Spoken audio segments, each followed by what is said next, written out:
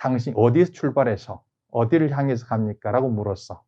모르겠는데요? 근데 열심히 뛰고 있어. 우리의 모습이라는 거예요. 우리가 다 생각할 수 있는 것이 아니고 생각할 수 있는 것도 우리가 쓰는 문화에 쓰는 언어 안에서밖에 상상할 수 없다. 무엇을 하면 그것과 비슷한 것이겠지. 그래서 우리 인간이 인생 자체가 우리 감각기관에 갇혀진 무지한 상태라는 것을 인정하고 그걸 직시하라고요. 진리라는 것은 어떤 틀이 아니고 틀을 벗어나서 있는 걸 있다고 없는 거 없다고 할 수 있는 그러한 것들이 진리입니다. 그래서 불교 공부를 하더라도 이데아의 프레임을 봤을 때 또한 틀리지 않아야만 진리입니다. 누가 봐도 맞는 것, 누가 봐도 맞는 것이 맞습니다.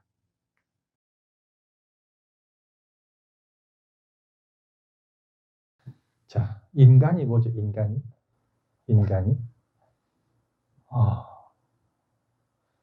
자, 물방울이 떨어지는 것을 우리가 뭐라고 하죠?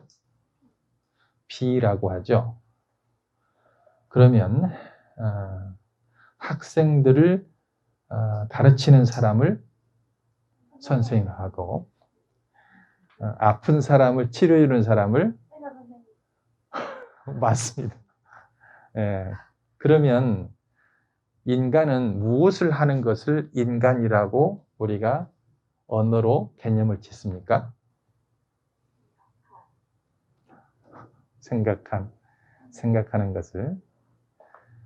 그렇죠. 인간을 사유를 할 때, 그리고 무엇을 사유를 할 때, 어떤 생명체를 사유를 할 때 가장 좋은 방법이 어떤 거냐면 그가 가장 짧은 시간에 가장 큰 변화를 하는 사건들을 몇몇 뽑아보면 그 생명체의 특성을 알 수가 있어요.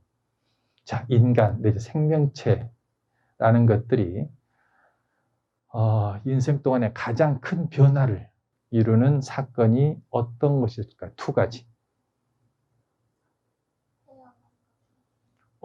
빠르네.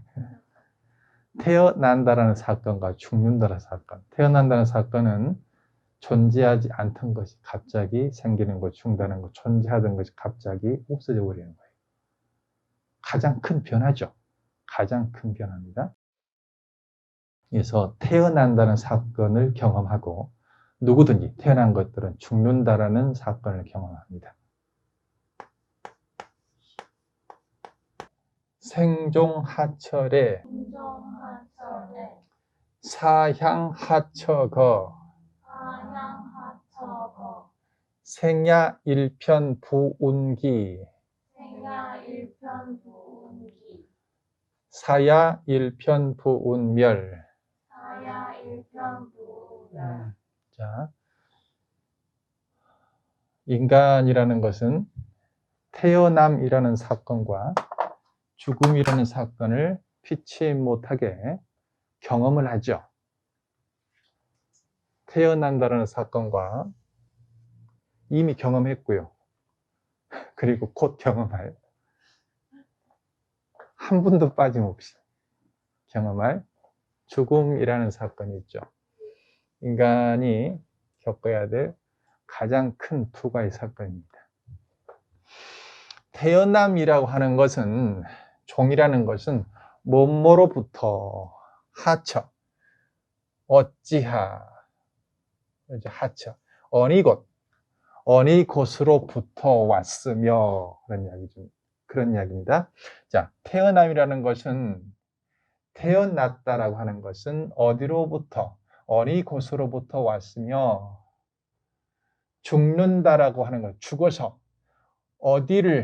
어느 곳을 향해서 가는가, 그러냐. 생종하철에 사양하처거. 태어날 때는 어디로부터 왔으며 죽을 때는 어디를 향해서 가는가, 그런 이야기입니다. 생야라는 것은 어조사야자 종결사입니다.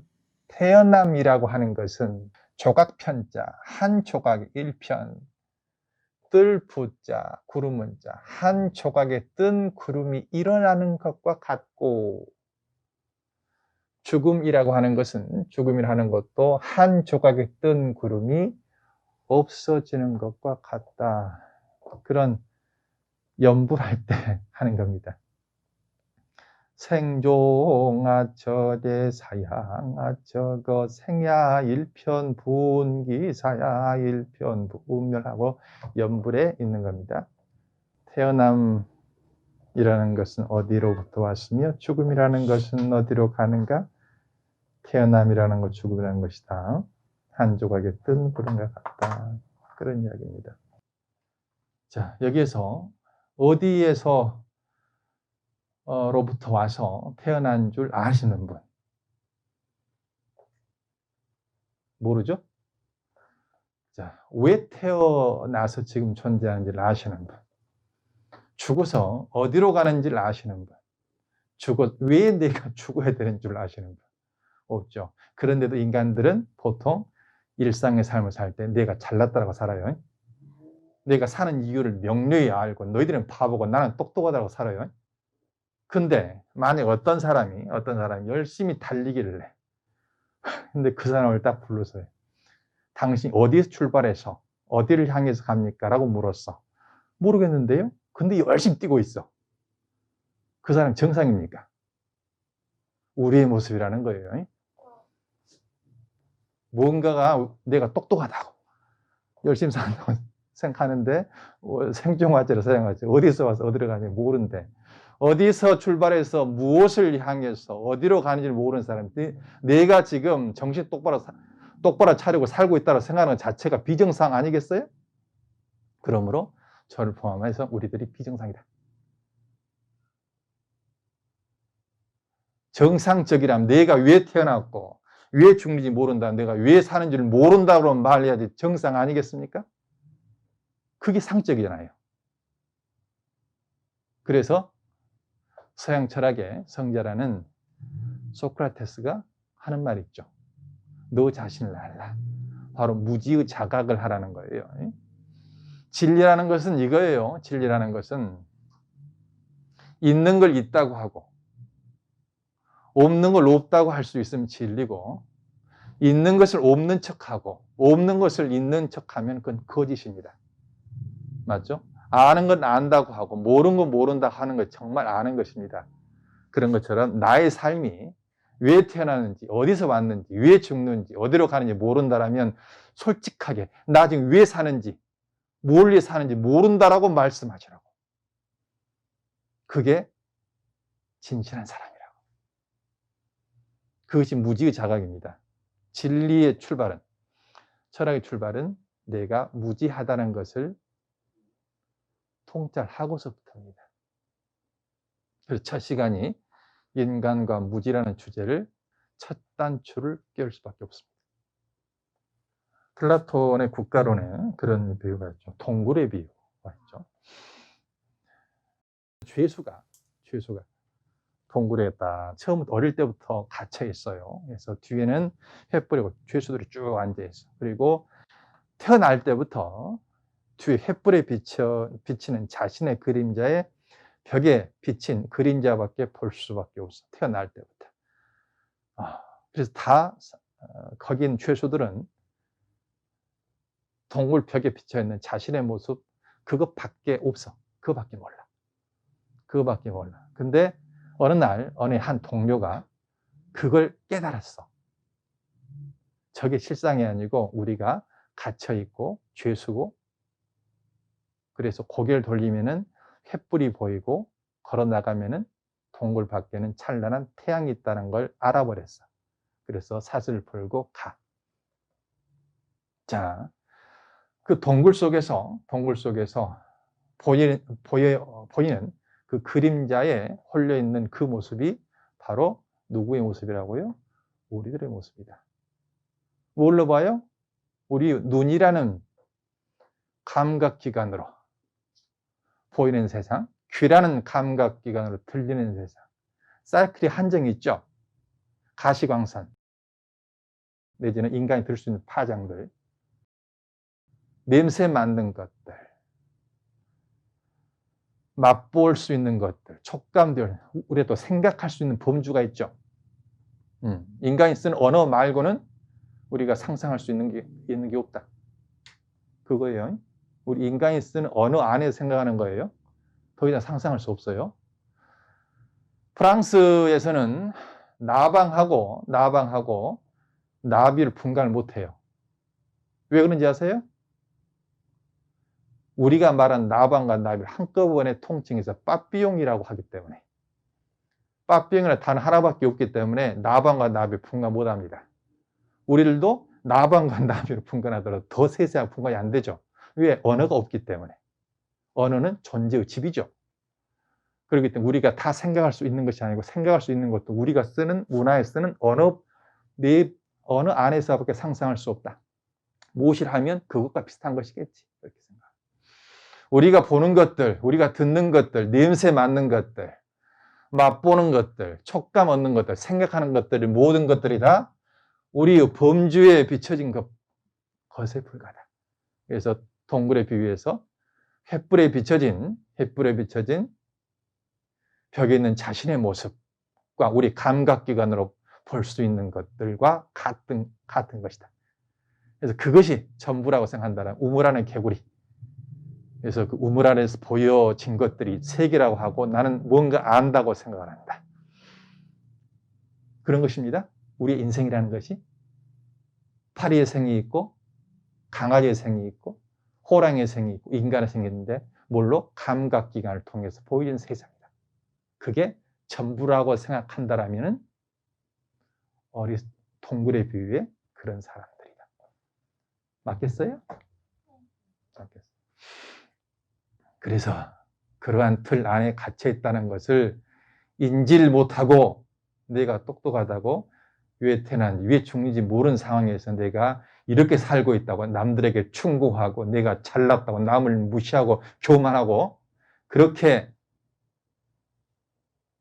살아가는 나의 모습을 보라고요. 그렇게 살지 말아라고. 그래서 그러한 틀 속에 사는 모습 자체가 내가 무지한 줄 알아라고요. 그래서 우리 인생 자체가 우리 감각기관에 갇혀진 무지한 상태라는 것을 인정하고 그걸 직시하라고요. 그래서 이 무지함을 인지하는 사람이 이제 일단은 지식을 추구하는 사람입니다. 지식을 추구할 자격이 생긴 사람이에요.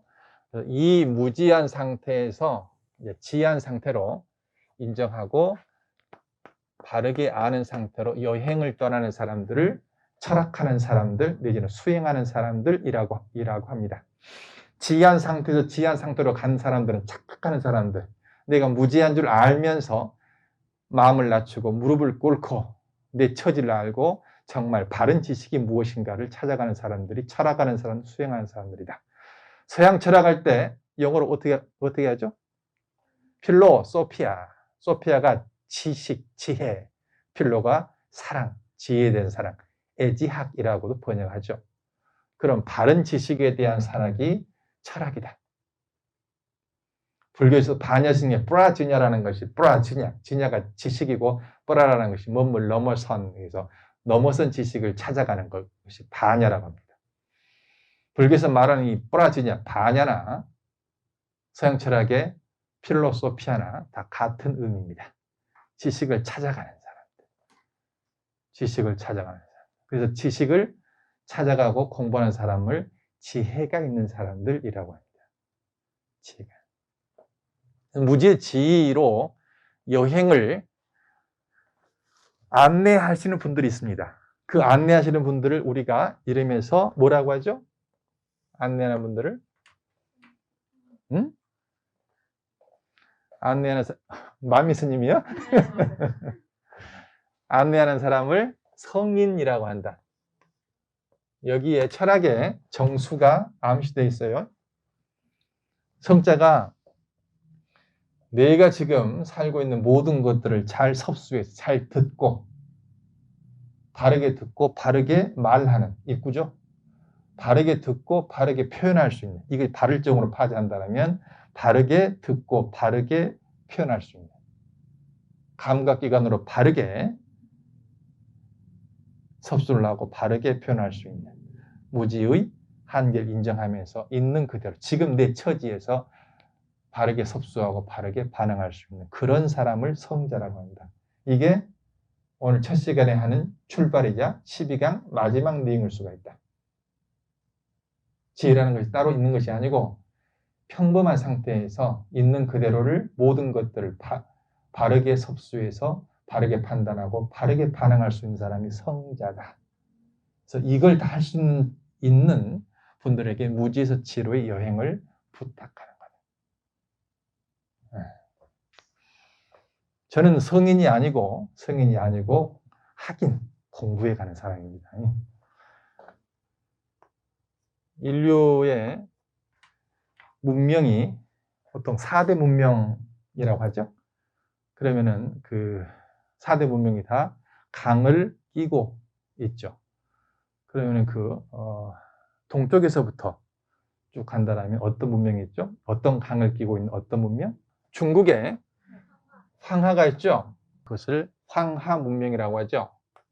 인도가 있으면 오른쪽으로 히말라야에서 오른쪽으로 가는 것을 갱지스강에서 히말라야에서 서남쪽으로 흘러가는 것을 인더스강이라 하죠. 그래서 인더스 문명이라고 하죠.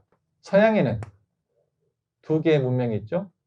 티그리스, 유프라테스, 메소포타미아 지역이라고 하죠. 메소포타미아 문명이 있죠. 메소포타미아 문명이고 또 이집트의 나일강의 이집트 문명이 있죠.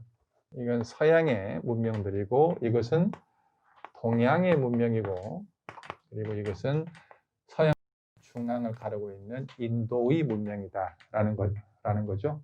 문명에서 지로, 무지에서 지로 가는데 이 지식을 추구를 하죠. 이 지식을 그들 언어로 도당다고 해요. 동양에서는. 그것이 다른 지식을 얻는 모든 행위들을 도를 닦는다. 도. 서양에서는 대화하다를 영어로 뭐라 그래요? 대화하다? 응? 다이알로그라는 말들 있죠? 다이알로그. 로그가 뭐냐면 로고스, 지식이에요. 바른 지식. 서양에서 진리는 로고스라는 단어로 통칭이 됩니다. 인도에서는 달마가 동쪽으로 한 까닭은 다르마, 법이라고 하니 법. 그래서 법력이 있는 법사 스님 할 때 법을 안내하는 사람 법사 스님 그렇게 하죠. 다르마라고 합니다. 다르마. 똑같은 무지의 지로 여행하는데 이 지를 갖다가 서양 문명에서는 로고스라는 단어를 써서 찾아가고 동양에서는 도라는 단어를 쓰고 그리고 인도에서는 다르마라는 주제를 가지고 2000년, 2500년 동안 공부를 했습니다. 자, 그러면 이 로고스에 대해 가지고 이 로고스에 대해서 정통했다라고 하는 사람들 우리 성인이라고 꼭 그러는데 4대 성인 그럼 어떻게 돼요? 4대 성인 소크라테스 또 아니 거기 이제 소크라테스 제자님이고요. 자, 소크라테스 그리고 부처님 그리고 예수님 그리고 공자님 이렇게 4대 성인 그래요. 그렇습니다. 자, 서양의 로고스를 갖다가 제대로 공부하고 사람들에게 전파를 했다라고 인정되는 세계적인 성인이라고 한다면 그가 소크라테스라고 우리가 이야기한다. 동양에서는 많은 분들이 있지만 세계적인 영향력을 끼친 한 분을 한다면 공자라고 한다. 인도에서 다르마를 갖다가 다르마를 세계적으로 정리해서 펼친 사람을 바로 붓다, 샤카무니 부처님, 붓다라고 합니다. 서양에서는 로고스, 동양은 도, 인도는 다르마인데 그것을 잘 공부하고 다른 사람들에게 신뢰할 만한 가르침을 가르친 분을 소크라테스와 공자와 붓다 이 세 분이고 예수님은 이제 유일신교니까요. 이제 철학하는 성자 세 분을 한다라면 이렇게 볼 수가 있겠다. 타력신앙에서는 예수님이 있죠. 이건 자력신앙으로 사유를 해서 자력신앙 보면은 세 분이 있다는 겁니다. 소크라테스가 말하는 말하는 지식을 정형화시켜 놓은 것들이 뭡니까? 소크라테스가 말하지 않았지만 소크라테스의 사상을 그 제자인 플라톤이 정리를 한 것이 있죠. 본인은 그 스승의 사상을 본인이 철학으로 정리를 해놓은 단어가 있습니다. 뭘까요? 영어식으로 발음하면 아이디어, 이데아. 영어식은 아이디어,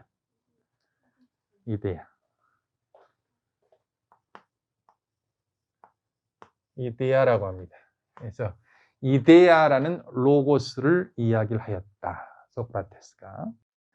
두 번째, 공자는 어떠한 방식으로 도를 이야기를 했을까? 어지린, 내지는 정명사상, 그런 것들이죠. 그런데 공자님이 50이 지나가지고 공부를 하고 사람들에게 펼친 그 내용이 위편삼절이라는 고사성어를 가진 책이 뭐죠? 위편산절. 너무나 거기 많이 봐서 그 가죽끈이 3번 떨어졌다. 그 정도 열심히 봤다라고 하는 책이 주역이라는 책이에요. 주역이라는 것이 이것이 날일과 달오리예요. 그래서 태양과 달인데요. 어떤 이야기냐면은 해야 될 건지 멈춰야 될 건지 아니 기다려야 될 건지 처세학을 이야기한 거예요. 주역이라는 것은 어떤 상황에서 내가 해야 될 건지 물러나야 될 건지 기다려야 될 건지 처세학을 이야기해 놓은 인류의 아주 소중한 보고인 주역이라는 책입니다. 64회 그리고 384효의 인간의 처세를 낱낱이 밝혀놓은 그런 책들이죠. 그래서 공자의 사상이 뭐 어지린 그런 것이지만은 낱낱이 처세 철학을 온전히 위편삼절 해 가면서 해놓은 책이 주역이라는 책이죠. 역경이라는 책. 사서삼경이라고 하죠. 사서삼경 할 때 사서라는 것이 대학, 중용, 노노맹자죠. 노노맹자, 대학, 중용입니다. 사서. 삼경이라는 것은 역경, 시경, 서경입니다. 그래서 서라는 것은 성자가 적은 책이 아니고 경이라는 것은 성자가 적은 책이에요. 그래서 사서는 공자님의 작품이 없습니다. 제자들이 그 행적을 적어놓은 것이 논어죠. 제자들이 적어놓은 것들이고 공자의 손길이 닿은 그 글은 역경밖에 없습니다. 주역을 주석해놓은 시빅이라고요. 주역 시빅이라고. 그리고 시경과 서경은 편찬서입니다. 편찬서. 작품이라기보다 편찬했다는 편찬. 그리고 공자의 사삼경에서 친필로 적은 것은 역경에 주역을 주석시킨 주역 10획밖에 없다. 그래서 거기에 공자님의 그 말년의 모든 공력들과 모든 철학이 다 들어가 있는 것입니다. 처세론입니다. 처세론. 인류에 있는 가장 수준 높은 처세론 그러면은 공자의 주역입니다. 붓다라는 분이 다르마르가 정리한 그 형태는 뭔 줄 아세요? 연기법이라는 연기법. 보라띠 뜨야 삼우뜨 바다. 서양에서는 로고스인데 소크라테스 이데아라는 로고스로, 동양에서 공자가 주역이라는 사상으로 도를 잘 설해놨고, 인도에서는 붓다라는 분이 보라띠야 삼우뜨 바다 다르마를 연기법으로 잘 설해놨고, 그 정도로 정리를 할 수가 있습니다. 여기에서 우리는 이 무지지로 가는 여행에서 이 붓다라는 이분의 가르침대로, 이분의 가르침이 국한된 것이 아니고 이분의 가르침을 중심으로 해서 이분들의 가르침도 다 한번, 다는 아니겠지만 통과해서 철학해보는 그런 시간을 간다는 거예요. 중심은 이분의 프라티티아 삼우뜨바다 다르마라는 중심으로 여러분들의 인생을 한번 12주 동안 생각해보는 시간을 갖는 것입니다. 서양 철학의 특징은 어떤 것이냐면 이성을 중심으로 하는 철학의 특성이 있다. 그리고 동양 철학은 감성, 그리고 불교는 직관. 칼 융의 인식하는 양태를 분석을 보면 칼 융은 그런 이야기를 하죠. 대상을 알 때 감각으로 아는 것이 있고, 그리고 정서로 아는 것이 있고, 그리고 직관으로 아는 것이 있고, 그리고 사고로 아는 것이 있다고 합니다. 그래서 이러한 인식작용들인데, 동서양 인도에서 철학을 서술할 때 그 각각의 문화에 따라서 똑같은 걸 이야기를 하더라도 이걸 먼저 들어가지고 이야기하는 그 특성에서 이데아라는 것은 이성적으로 논증의 방식을 거쳐가지고 이데아는 설명되어진 것들이에요. 논증에. 어떤 사건을 이야기하고 근거를 대어서 이데아를 논증하는. 그래서 지금 대학 교육에서 논문이라는 방식들, 그것이 이데아를 밝히는 방식입니다. 공자의 역이라는 것은 감성이라는 것은 어떤 거냐면은 아무리 많이 알아도 실천하지 못한 지식은 지식이 아니다. 실천할 수 있는 실천. 감성적으로, 눈으로, 코로, 행동적인 것으로 뭔가를 실천할 수 있을 때 그게 지식이다. 라고 이야기해요. 그리 가치를 두죠. 그리고 불교는 잘못된 신념 체계를 깨달아서 다른 신념 체계로 전환시킬 수 있을 때 그때 지식이라고 인정을 하죠. 자, 이 세 가지들이 근본적 지식이라면 말은 그렇게 하지만 자, 어떤 것이겠냐요. 그 목마른 사람이 있어요. 그 목마른 사람에게 물 한 잔을 줄 때 목사의 진리가 틀리겠는가? 승리의 진리가 틀리겠는가? 신부의 진리가 틀리겠는가? 아니면 의사, 선생님 누구의 진리가 틀리겠는가? 목마른 자에게 물 한 그릇, 물 한 잔 떠주는 것이 그 진리인데 무슨 이야기냐면은 이걸로 이야기를 하든 어떤 상황에서 반드시 해야 할 일은 똑같이 표현되지 아니하면 허술한 것이다. 뭔지 알겠죠? 진리가 달라서는 안 돼요. 그래서 이런 프레임을 보지만 성자들은 지금 내가 해야 할 일을 하고 하지 않을 일을 하지 않는 사람이 성자인데 그 설명하는 방식에 단지 이렇게 차이가 있을 뿐이라는 겁니다. 아시겠죠? 진리라는 것은 어떤 틀이 아니고 틀을 벗어나서 있는 걸 있다고 없다고 할 수 있는 그러한 것들이 진리입니다. 그래서 불교 공부를 하더라도 이데아의 프레임을 봤을 때 또한 틀리지 않아야만 진리입니다. 누가 봐도 맞는 것이 맞습니다. 그걸 갖다가 이것을 출발해서 그런 지식들을 공부를 하게 된다는 것입니다.